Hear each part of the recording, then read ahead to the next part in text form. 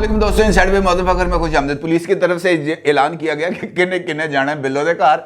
और उसके बाद जनाब माल रोड से चेयरिंग क्रॉस से सारे के सारे मच्छर जो हैं वो परवाज कर गए और सड़क इस तरह साफ हो गई जैसे यहाँ पर कुछ था ही नहीं। पुलिस की तरफ से एक ऐलान, सिर्फ एक ऐलान ने ये सारे ड्रामाबाजों और रंगबाजों का जो है ना वो चेहरे बेनकाब कर दिए। मैं इनको अभी खामखा रंगबाज नहीं कहता, ये सारे के सारे जो है ये बिल्कुल टिपिकली वो रंगबाजी का जो स्टाइल है, कहने के लिए जनाब साढ़े तो वड्डा कोई नहीं, और जब सामने से जोड़ पड़ जाए तो उसके बाद भागने की स्पीड भी इनकी बिल्कुल देखने वाली ही होती है।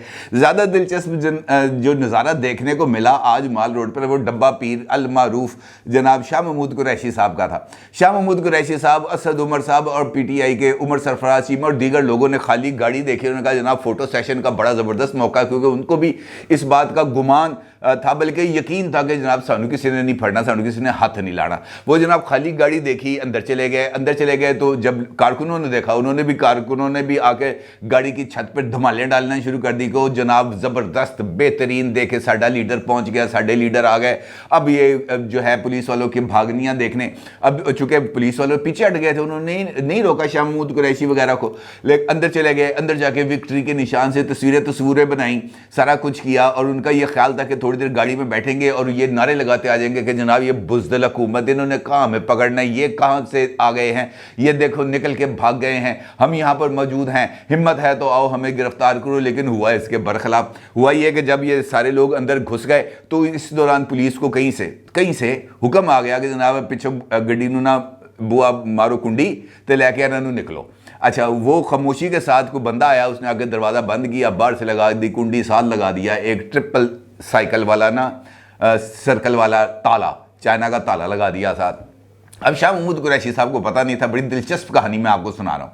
तो जब उन्होंने देखा कि ये गाड़ी का दरवाज़ा बंद हो गया तो उन्होंने जो PTI का एक लाहौर का बंदा बैठा हुआ था, क्या नाम उसका, मदनी करके कोई नाम था, उससे उन्होंने पूछा कि यार ये दरवाज़ा किसने बंद किया है। उन्होंने कहा जनाब मैं तो तेरे नाल बैठा, मैं उनकी पता। उन्होंने कहा खुलवाओ दरवाज़ा, ये ज़रा घुटन हो गई है, यहाँ पे बंदे ज़्यादा हो गए हैं, ज़रा दरवाज़ा खुलवाओ ताकि ज़रा फ्रेश एयर आए। और कहो लोगों को जिसने वीडियो बनानी है, जिसने तस्वीरें बनानी है बना ले, फिर हम बाहर चलेंगे कारकुनों से कंटेनर पे जाके ख़िताब करेंगे। उन्होंने कहा अच्छा जी।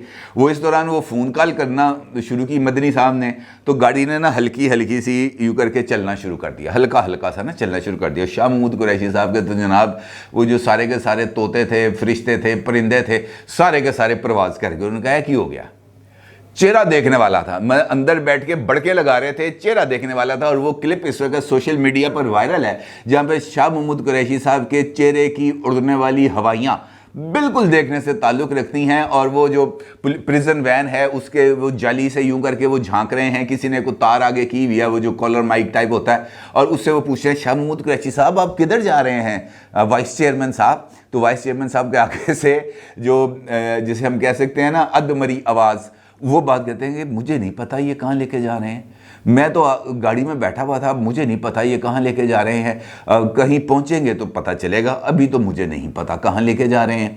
कहने का मतलब ये है सर कि ड्रामाबाजी की इंतहा। दूसरा मंजर, पुलिस वालों को हुक्म मिल गया कि जनाब ये सड़क को क्लियर कराओ और अगर कोई गाड़ी में बैठना चाहता है उनको गाड़ी में बैठाओ। पुलिस वाला आया, उसने मेगाफोन पकड़ा, पकड़ते ना उसने ऐलान करना शुरू कर दिया। ये क्लिप भी सोशल मीडिया पर वायरल है। उसने कहा जनाब जिन्हें जाना बिल्लो दे घर आगे गड्डी च बह जाए, जो जाना चाहता है, जो गिरफ्तारी देना चाहता है वो आए और आगे गाड़ी में बैठे, हम उसको लेके चले जाएंगे। जनाब ये ऐलान करने के बाद पौना घंटा पुलिस की वैन्स वहाँ पर मौजूद रहीं, लेकिन इस दौरान पुलिस की वैन्स वहाँ पर मौजूद थी, लेकिन वो जो सुबह से धमाले डाल रहे थे, लुडियाँ डाल रहे थे, चैलेंज कर रहे थे, सारा कुछ कर रहे थे, वो जनाब 2-2, 10-10, 15-15 का ग्रुप यूँ करके निकलना शुरू हो गया, दाएँ बाएँ निकलना शुरू हो गया। इस दौरान हुआ ये कि एक गाड़ी के अंदर ये जो PTI का एक लीडर है ज़ुबैर नियाज़ी, वो बैठा हुआ था पुलिस वैन में। तो पुलिस वाले आ गए, उन्होंने कहा जनाब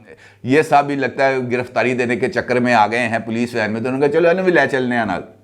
उसको बिठा के पुलिस वालों ने गाड़ी चलाई है, तो पीछे से एक आया है डाला वो काला डाला नहीं था, ये कोई वो जो हम कह सकते हैं ना मटियाले से रंग का, कैमल कलर का, वो डाला है, नंबर उसका देखे जाने वाला है। उसने आके पुलिस की गाड़ी को साइड मारी है, हिट मारी है। उसके बाद वो पुलिस की वैन पे, वहाँ से कोई बंदे निकले हैं, पुलिस की वैन पे चढ़े हैं और विंड स्क्रीन उन्होंने तोड़ी है, उसके ऊपर जो वो जो लाइटें लगी हुई थी वो लाइटें शाइटें तोड़ी हैं। और उन्होंने कहा जनाब ज़ुबैर नियाज़ी को रिहा करो। उन्होंने कहा यार तुसी पागलो, हुणे नारे ला रहे सो कि हमें गिरफ्तार करो, हमें गिरफ्तार करो, हम जेल भरने निकले हैं। अब आपको गिरफ्तार किया, आप कहते हैं रिहा करो, ये क्या ड्रामाबाजी है। वो पुलिस वाले जनाब नहीं रुको, गड्डी लेके चले गए, लेकिन उसके पीछे पीछे ये सारे के सारे निकल गए कि जनाब हमने इस बंदे को छुड़वाना है। वो गाड़ी तो आगे निकल गई, ये अगले मोड़ से मुड़ के निकल गए दाएं बाएं। तो उसके बाद जो सीन था वो ये था कि पुलिस वाले थे, प्रिजन वैन्स मौजूद थी 4-5, लेकिन उन प्रिजन वैन्स में बैठने वाला कोई नहीं था। दिलचस्प बात यह है कि जिस वक्त पुलिस की तरफ से ऐलान किया जा रहा था, ठीक उसी वक्त पीटीआई के जो नायब सदर हैं और इमरान खान साहब के स्पोक्स पर्सन हैं फवाद चौधरी साहब, वो एक वीडियो बयान जारी कर रहे थे। बड़ा दिलचस्प, मैं आपको ये भी वाकया सुना रहा हूँ। वो वीडियो बयान जारी कर रहे थे और ये कह रहे थे कि अब से कुछ देर पहले शाह महमूद कुरैशी, असद उमर, आजम स्वाति, उमर चीमा समेत पीटीआई के 700 से 500 कारकुनान को गिरफ्तार कर लिया गया है। और वह पुलिस वाले जो वहाँ पर आए हैं, चंद गाड़ियाँ लेके प्रिजन वैन्स, वो वहाँ पर मौजूद हज़ारों लोगों को देखकर परेशान है कि इनको क्या करें। साढ़े को गड्डियाँ घट ने तो बंदे बहुत ने, गाड़ियाँ वहाँ पे मौजूद रह गई, लेकिन ये बंदे निकल गए सारे के सारे। कोई किधर चला गया, कोई किधर चला गया, कोई किधर चला गया। वो कहते जिथे गई हैं बेड़ियाँ उत्थे गए मला। वो जैसे उन्होंने देखा कि पुलिस सब सीरियस हो गई है हमें गिरफ्तार करने के लिए, और ये ऐलान हो रहा है कि जनाब मियाँ वाली भी लेके जाएंगे, अटक भी लेके जाएंगे, डीजी खान भी लेके जाएंगे। उन्होंने कहा जनाब यहाँ से तो निकलो, ये तो काम अब कुछ थोड़ा सा संगीन होता हुआ नजर आ रहा है। और उसके बाद जनाब फिर चिरागों में रोशनी ना रही, चिराग किथे तो रोशनी किथे, भाई साहबों को कोई पता नहीं चल रहा था कि क्या करना है क्या नहीं करना। इससे आप अंदाज़ा लगा सकते हैं पीटीआई की अप्रोच का। बुनियादी तौर पर जो हदफ था वो था मीडिया की अटेंशन लेना, और अल्हम्दुलिल्लाह मौजूदा हुकूमत ने, ख़ासतौर पर पंजाब हुकूमत ने, मोहसिन नकवी साहब की हुकूमत ने ये जो मीडिया हाइप उनको देने का भरपूर तरीके से बंदोबस्त किए रखा। यही काम जब वो आ रहे थे तो गाड़ी के दरवाजे खोल के कहते आ जा तेनों अखियाँ उड़ीक दियाँ, आओ बैठो चलिए। तो जनाब ये यहाँ पर ये मेला लगना ही नहीं था, उनको पता चल जाना था, कान हो जाने थे कि जनाब ये तो सच्ची मुझे हमें लेके जाने वाले हैं। इन्होंने हमें ले भी जाना है, लेके जाने के बाद इन्होंने वो जो लंबा सा जिसके ऊपर नहीं लिखा होता आजा मोरे बालमा तेरा इंतज़ार है, उसके भी उन्होंने जो है वो रूनुमाई कर देनी है, तशरीफ़ लाल कर देनी है, और उसके बाद 4 दिन सीधा नहीं सोया जाना। तो इनमें से अक्सरियत ने वहाँ से लापता हो जाना था, ये इनका मीडिया शो फ्लॉप हो जाना था। लेकिन चूंकि सुबह से डरे बैठे हुए थे, सहमे बैठे हुए थे कि यार अगर ये कर दिया तो ये हो जाएगा, ये कर दिया तो ये हो जाएगा, पकड़ लिया तो क्या करेंगे, लेके गए तो क्या करेंगे, कहीं हंगामा ना हो जाओ। भाई इन्होंने हंगामे शंगामे नहीं करने थे। मैं आपको आंखों देखी ये सिचुएशन बता रहा हूँ कि जिस वक्त पुलिस की तरफ से ऐलान किया गया ना मेगाफोन्स के ऊपर कि जनाब आ जाएं, जिसने गिरफ्तारी देनी है, ये प्रिजन वैन मौजूद हैं, इनके दरवाजे खुले हैं, आए और अंदर बैठें। सर टोटल 15 लोग उस गाड़ी में बैठे, 15, 16वां बंदा नहीं था, टोटल 15। पुलिस ने खुद इस बात का जो सरकारी तौर पर ऐलान किया, उन्होंने कहा जनाब जेल भरो तहरीक पीटीआई के तरफ से सिर्फ 20 लोगों ने, 15 से 20 लोगों ने गिरफ्तारी पेश की है, सिर्फ 15 से 20। तो वो 200 भी जिनके लिए पीटीआई ने नाम लिखवाया था ना कि इन्होंने हर हाल में गिरफ्तारी देनी है, वो 200 बंदा भी नहीं था। वो 200 का नंबर पूरा हो जाता ना, मैं कहता यार चलो जो ऐलान किया था उसके मुताबिक 200 बंदा पूरा कर दिया है। अब ये 7 दिन तक जो है 200 बंदा आके गिरफ्तारी देगा, 1400 का नंबर पूरा हो जाएगा। 15 से 20 लोग टोटल, 15 से 20 लोगों ने आके ये कुर्बानी दी है, और उनके लिए भी वहां पे नारे लग रहे थे रिहा करो। और भाई जेल जाने का इतना चाह चढ़ा हुआ था तो वो जेल जाओ तो सही ना, फिर पता तो चले जेल होता क्या है। और इन पर मुकदमा बना दिया जनाब उन्होंने 3 एमपीओ का, अंदेशा नुक्से अमन, और उसके तहत ये गिरफ्तार रखे जा सकते हैं, नज़रबंद किए जा सकते हैं इस कानून के तहत अगले 3 माह तक। 3 माह तक इन लोगों को बगैर किसी उस पर इनको नज़रबंद रखा जा सकता है, इनको थाने में रखा जा सकता है 3 एमपीओ के कानून के तहत, और उसके बाद लग जानी है 16 एमपीओ, और मामला जो है ना वो बहुत ही ज़्यादा आगे बढ़ता हुआ चला जाएगा। अब जो सिचुएशन अब आपके सामने आ रही है, पीटीआई ने तो ऐलान कर दिया ना कि जनाब फ़लाँ तारीख को हमने फ़लाँ जगह पर गिरफ़्तारी देनी है, फ़लाँ तारीख को हमने फ़लाँ जगह से गिरफ़्तारी देनी है, फैसलाबाद से देनी है, मुल्तान से देनी है, कहाँ से देनी है। उन्होंने मुकम्मल ये एक शेड्यूल था जो उन्होंने जारी कर दिया। मैंने पिछली वीडियो में आपके साथ इसका जिक्र भी किया कि किसने कब कब गिरफ़्तारी देनी है। अब तो अगला हल, कल अगर ये लोग आएँ, अव्वल तो मेरा ख्याल है लाहौर का आज ही सीन था, इसके बाद अगला कोई शेड्यूल नहीं है कि लाहौर के अंदर गिरफ्तारी देनी है या नहीं। अब उन्हें देनी है पिंडी में, फरजंदे रावलपिंडी जिन ताज़ा आए हैं अभी। अब देखना यह है कि फरजंदे रावलपिंडी अब कल क्या करते हैं। शेख रशीद साहब कल गिरफ्तारी देने पेश होते हैं, या कल उनको वो जो कोरोना अंदर से बाहर निकल आए दोबारा, जो 3 दफ़ा 4 दफ़ा पहले निकल चुका है, ऐसे हसास मौके पर उनकी तबीयत ख़राब होती है, वो जाके वो नहीं है इंस्टीट्यूट ऑफ कार्डियोलॉजी, वहाँ पे जाके वो लेट जाते हैं। जब ये टाइम ख़त्म होता है तब वो दंदनाते हुए आ जाते हैं कि आओ पकड़ो मुझे, गिरफ्तार करो। कल भी ऐसा होना है, वहाँ पे उनको चाहिए, उन्होंने रखा मेरे ख्याल से कमेटी चौक का, अगर ना कोई सीन इधर उधर का, वहाँ पे जब जो आए दरवाजे खुले हों उनको चलो बैठो, ये ड्रामा ख़त्म हो जाएगा। अदरवाइज इस ड्रामे को उन्होंने कैश कराना था, वो आज लाहौर से कैश करा लिया। जो उन्होंने मीडिया हाइप लेनी थी वो ले ली। अब असल में जो कहानी थी वो यही थी कि जनाब मीडिया अटेंशन लेनी है ताकि इस वक्त जो सोया हुआ बयानिया है उसको ज़िंदा करना है, उसको लेके आगे चलना है और जो अपनी ताकत है उसका इजहार करना है, क्योंकि इलेक्शन होने वाले हैं। और इलेक्शन कहाँ से होने वाले हैं, वो पेशावर हाईकोर्ट वाली बात मैंने आपको सुना दी। ईसीपी का हो गया आज इजलास। ईसीपी ने यानी इलेक्शन कमीशन ऑफ पाकिस्तान ने कल भी किया था इजलास, और आज उन्होंने attorney general of Pakistan Faisal Ilahi समेत कुछ और कानूनी माहिरीन को दावत दी हुई थी कि जनाब सदर साहब की तरफ से जो 9 अप्रैल को इलेक्शन कराने का ऐलान कराया गया है, इस पर आके ज़रा हमें ब्रीफ करें, हमें आइनी कानूनी नकात बताएं।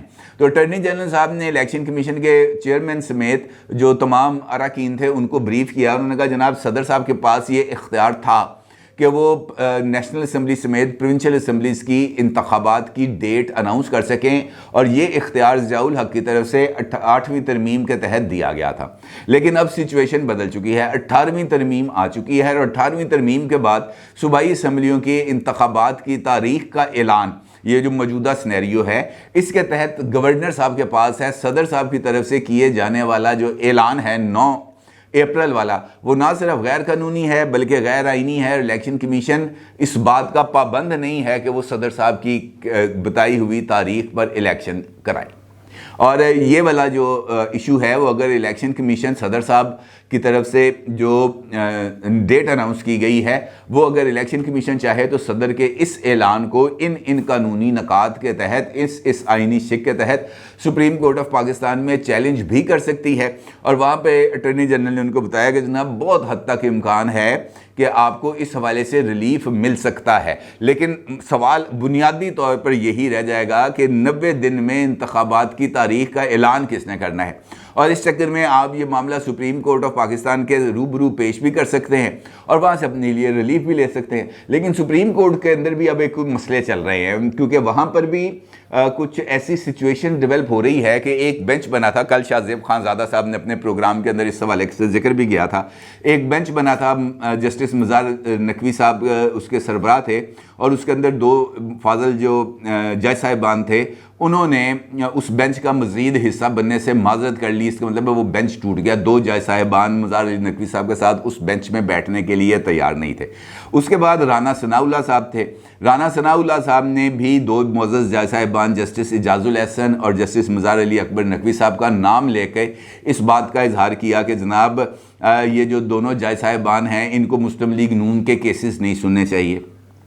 आज अताउल्लाह तारड़ साहब ने भी एक प्रेस कॉन्फ्रेंस कर दी, और उस प्रेस कॉन्फ्रेंस में भी उन्होंने इन्हीं 2 जज साहिबान का नाम लिया और उनसे मुतालबा किया कि जनाब इनको नहीं बैठना चाहिए, और साथ ही ये भी कह दिया कि जनाब अगर ये मुस्लिम लीग नून के बेंचेस में बैठेंगे तो हम जो है इन पर एतराज़ उठाएंगे कि ये मुस्लिम लीग नून के हवाले से मोतसबाना जो है प्रेजुडिस रखते हैं और इनकी मौजूदगी के अंदर फेयर ट्रायल होना मुमकिन नहीं।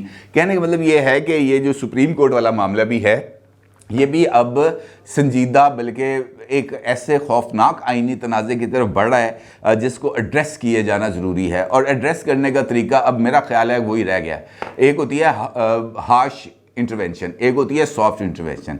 मेरा ख्याल है कि ये जो इंटरवेंशन है ये अब कुछ ज़्यादा दूर की बात मुझे नहीं लग रही, क्योंकि हालात जिस तरीके से बिगड़ते जा रहे हैं, आइनी बहरान, अदालती बहरान, सियासी बहरान, माशी बहरान, यानी कोई एक ऐसा पहलू नहीं रह गया जहाँ पर एक बहरानी कैफियत ना हो। और अगर ये बहरानी कैफियत आगे बढ़ती है तो सबसे ज़्यादा नुकसान होगा मईशत को, जो ऑलरेडी डूब रही है। और इन तमाम बहरानों का असर यकीनी तौर पर मईशत पे होगा, क्योंकि वो तमाम फैक्टर्स जो मईशत को आगे बढ़ाने के लिए, इसको बेहतर करने में अपना रोल प्ले करते हैं, वो इन हालात के अंदर ना अंदरून मुल्क को बंदा आके सरमायाकारी करेगा और ना ही बैरून मुल्क से आके कोई सरमायाकारी करेगा। लिहाजा जो ख़तरात हैं वो बढ़ते चले जा रहे हैं, और इसीलिए मुझे इस बात का इम्कान नज़र आ रहा है कि बहुत जल्द कुछ ना कुछ फ़ैसले होने जा रहे हैं।